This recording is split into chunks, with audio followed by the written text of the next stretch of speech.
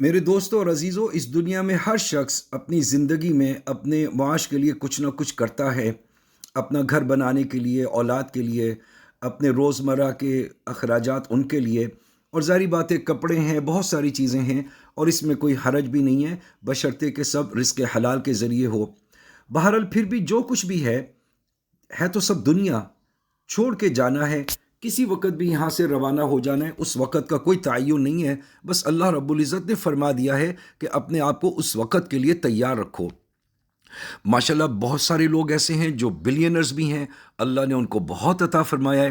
لیکن میرے دوستو اپنی آخرت کی انویسٹمنٹ کا اور کوئی ایسا بھی تو سوچیں کچھ نہ کچھ اپنی استطاعت کے مطابق کہ ہمارے اس دنیا سے جانے کے بعد ہمیں اس کا اجر ملتا رہے، ہمارے وہ پودے لگ جائیں، ہمارا صدقہ جاریہ شروع ہو جائے۔ ہاں ٹھیک ہے، اولاد اللہ پاک نیک دے، مرنے کے بعد یاد رکھے، اللہ ماشاء اللہ، ویسے تو وقت اب بڑا عجیب ہے،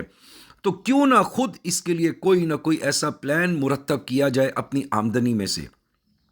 تو میں آپ حضرات کو اس سے متعلق 7 ایسے اعمال عرض کرتا ہوں، ان کو ذہن میں رکھیے گا،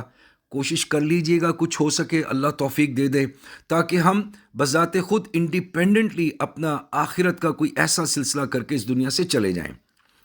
اب ذرا غور سے سماعت کیجیے گا۔ نمبر 1، کہ جو شخص کوئی مسجد بنا دے یا اس میں کوئی سامان اینٹیں لگا دے، سیمنٹ دے دے، تو جب تک وہ مسجد آباد ہے اس کو اس کا ثواب ملتا رہے گا۔ دوسرا یہ کہ کوئی شخص نہر کھدوا دے تو جب تک اس کا پانی بہے گا اور لوگ اس سے فائدہ اٹھائیں گے، اس کا بھی ثواب اسے ملے گا۔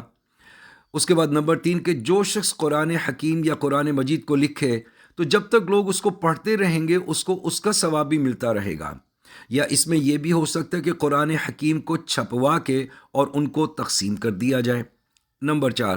جو شخص پہاڑ سے کوئی چشمہ نکالے، یہ بھی ممکن ہوتا ہے کہ پہاڑی جو ہمارے شمالی علاقے ہیں وہاں پہ چشمے بعض اوقات نہیں ہوتے یا نکل سکتے، تو اگر کوئی ایسا شخص کوئی چشمہ نکلوا دے اپنے پیسہ خرچ کر کے، تو جب تک اس سے پانی آئے گا لوگ اس سے نفع اٹھائیں گے، اس کا بھی اجر ملے گا۔ اور نمبر 5، اگر کوئی کچھ آپ درخت کسی جگہ لگا دیں تو جب تک اس درخت کے پھل اور اس کے سائے سے انسان اور حیوان فنا پائیں گے، اس کا بھی اجر ملتا رہے گا۔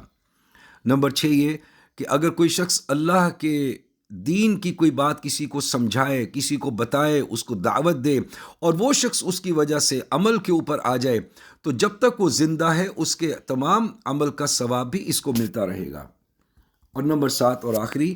کہ کوئی شخص نیک بخت اولاد چھوڑ کے فوت ہو جائے جو اس کے لیے استغفار اور دعائے خیر کرتا رہے، یعنی اپنے بیٹے کو کسی باپ نے علم دین یا قرآن کی تعلیم دی، اس کو حافظ قرآن بنایا، اس کو عالم بنایا، اس کو دین کا داعی بنایا، اور وہ لڑکا متقی اور صالح بن گیا، تو اس کی عبادت اور نیک بختی کا ثواب بھی اس کے ماں باپ کو ملتا رہے گا۔ اور وہ جن جن کو تعلیم دے گا اور جن جن کو دعوت دے گا اور وہ لوگ جو اس کی وجہ سے عمل پہ آئیں گے، اس کا ثواب بھی اس کے والدین کو ملتا رہے گا۔ تو میرے دوستو، کچھ آخرت کی انویسٹمنٹ کی بھی تو فکر کریں نا۔ دنیا میں تو ہم اپنی اولاد پہ سب پہ خرچ کر رہے ہیں، ظاہری باتیں ضروریات ہیں، اس کے بعد کچھ مال ہمارا بینکوں میں جمع ہے، پراپرٹیز ہیں، ہماری زمینیں ہیں، واٹ ایور جو بھی ہے، لیکن یہ سب تو چھوڑ کے جانا ہے نا۔ مرنے کے بعد تو سارا پھر انہیریٹنس ہے، یہ ورثہ ہے، تقسیم ہو جائے گا، پھڈے بھی ہوں گے، لڑائیاں بھی ہوں گی، چلے جو بھی ہے،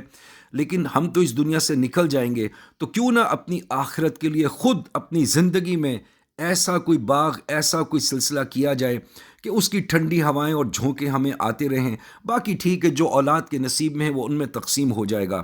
اس بات پہ بھائی ضرور غور کیجئے گا، زندگی بہت تھوڑی ہے، کوئی نہ کوئی ایسا منصوبہ اپنے لیے بنائیں۔